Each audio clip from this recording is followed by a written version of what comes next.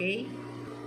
It's stitching the zipper break to the down to the slit. Ayan.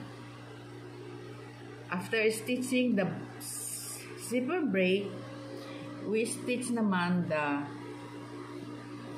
slit.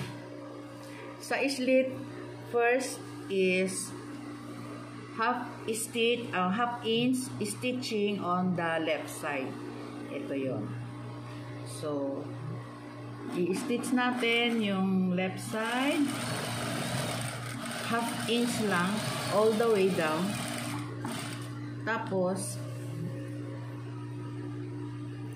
top stitch natin or remove all the excess thread. And then, ito na yung kanyang top stitch. Siyempre, i-massage natin, ihilutin natin, i-flat natin yung zipper break. And then, this is the opening. This is the opening. Right on the opening, tayo magta-top stitch. Lagyan natin ng marking para ma-diretso. Slanting, hindi siya yung diretso. Yan. So, i-top stitch na natin, backing,